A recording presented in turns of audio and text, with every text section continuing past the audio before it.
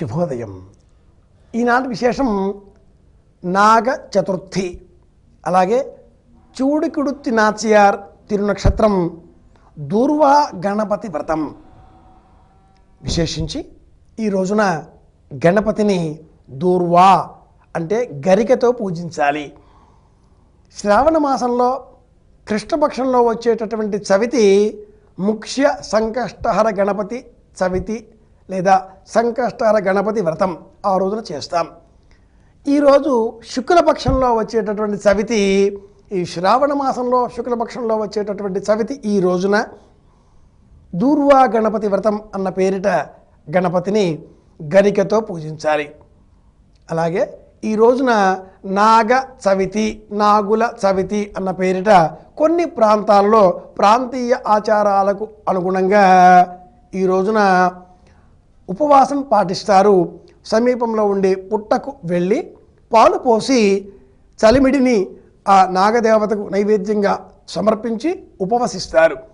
ఇంట్లో ఎంతమంది పిల్లలు ఉంటే అంతమంది పిల్లల సంఖ్యకు అనుగుణంగా ముడివెయ్యనటువంటి దారముల వరుసలు 5 దారముల పోగు, 5 వరుసల పోగు అలా తోరం వలె ఇలా మెలిచి పసుపు రాచి ఇంటిలోనే కొంత మంటిని సేకరించుకున్న దానిని పుట్టవల చేసి ఆ పుట్టపైన ఈ దారములను ఉంచి ఆ నాగరాజుకు నమస్కారం చేసి ఉపవాసం పాటిస్తారు.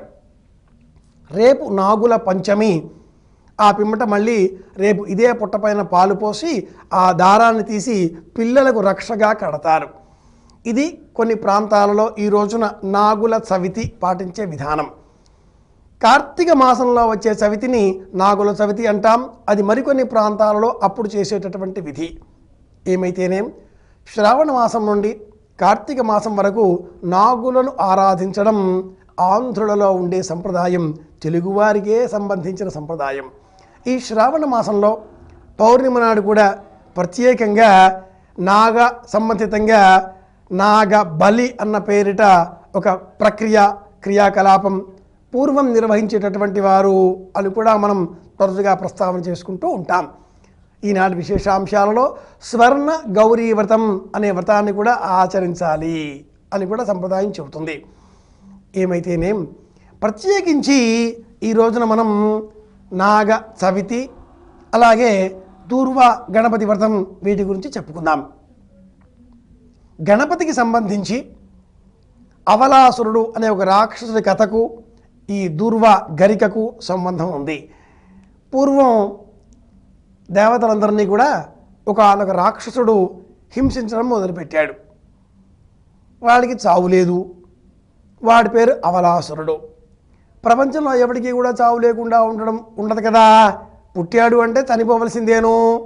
కాబట్టి వీడికి చావు ఎలాగా అంటే, ఎవరైనా ఒక గజముఖుడు వీడిని ఆమాంతంగా మింగివేయగల శక్తి సామర్థ్యాలు గలవాడు, అలాంటి వాడి చేతిలో వీడికి మరణం ఉంది అని కనుక్కున్నారు దేవతలు. మరుక్షణమే వాళ్ళు వచ్చారు, మన గణపతిని స్తోత్రం చేశారు. ఆయన ఉబ్బిపోయాడు, మహదానందంగా యుద్ధానికి వెళ్ళాడు. ఆమాంతంగా ఆ అవలాసురుని నోట్లో వేసుకున్నాడు, మింగేశాడు. కరిమింగిన వెలగ పండు తథ్యము సుమతి, సుమతి శతకాలు గుర్తు చేస్తాడే అలాగా. వెలగపండు దాని టెంక మహా గట్టిగా ఉంటుంది. అంత సులభంగా బంతి వెల ఉంటుంది, అంత సులభంగా అది మనకి యోగ్యత కాదు, దాన్ని తినలేం. కానీ దాన్ని పొగలు కొడితే లోన గుజ్జు పదార్థం ఉంటుంది. ఆ పండు లభించే కాలం కూడా ఇదే. ఆ గుజ్జు వంటి పదార్థంతో పచ్చడి చేస్తారు. ఆ గుజ్జు వంటి పదార్థాన్ని పంచదార కలుపుకొని అలాగా కూడా తినేస్తూ ఉంటారు.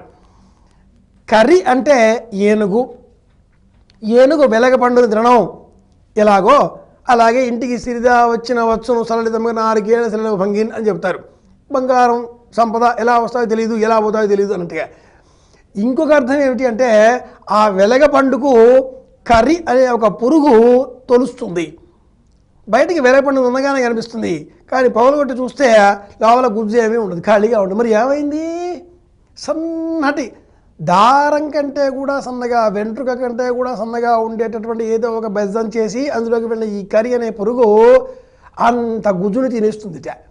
కనుక కరిమింగిన వెలగపండు అంటే అర్థం ఏనుగు వెలగపండు తినడం అనేది ఒకటి, చిన్న పురుగు ఏదో ఆ వెలగముడిలో నుంచి తినేయడం ఒకటి. ఈ అవలాసురుడిని వినాయకుడు అమాంతంగా తినేశాడు. కానీ వాడు జీర్ణం కావట్లే. దేవతలంతా కూడా ఈ గణపతిని ఏం చేస్తే మీరు శాంతిస్తారు స్వామి అని అనగా, దూర్వా గరికతో నన్ను కప్పండి, అది జీర్ణమైపోతుంది, వాడు జీర్ణమైపోతాడు అన్నట్ట. దాంతో దేవతలంతా కూడా ఆ గణపతికి గరికను సమర్పించారు. తద్వారా ఆ కడుపులో ఉండే అవలాసురుడు జీర్ణమయ్యాడు అని ఈ కథ చెబుతుంది. పూర్వం రాజుగారు వేటకి అడవికి వెళ్ళారు. ఆ అడవిలో ఒక పేదరాశి పెద్దమ్మ ఆకలితో నకనకలాడుతూ ఉండేటటువంటి ఈ రాజుగారి కుమారుడికి పంచపక్ష ప్రమాణాలు అనేవి లేవు, కానీ నాయన ఓ పచ్చడి ఉంది అంటూ ఓ పచ్చడి వేసింది, అన్నం పెట్టేసింది. ఆ రాజకుమారుడు పరమాద్భుతంగా ఉంది అంటూ ఆవురావురమంటూ తిన్నాడు. మహదానందంగా అమ్మ ఏమిటి ఈ పచ్చడి అని అడిగాడు. ఆవిడ, నాయన ఇక్కడ ఏం దొరుకుతాయి, ఇది గడ్డి పచ్చడి ఏందిట. గడ్డికి అంతటి శక్తి ఉంది. సహస్ర పరమాదేవి శతమూల శతాంకుర సర్వగం హరతు మే పాపం దుర్వాదు స్వప్న నాశని. కనుక మనం అవలాసుడి కథను గుర్తులో పెట్టుకుందాం, గరిక యోగ్యతను గుర్తిద్దాం. ఈనాడు విశేషంగా ఆ గణపతిని దూర్వా గణపతి అన్న పేరు అర్చన చేద్దాం. అలాగే నాగ చవితి, స్వర్ణ గౌరీ వ్రతం ఇవన్నీ కూడా తెలుసుకుందాం. దైవాన్ని స్తోత్రం చేస్తూ దైవానుగ్రహంతో క్షేమంగా ఉందాం అని ప్రార్థిస్తూ శుభమస్తు.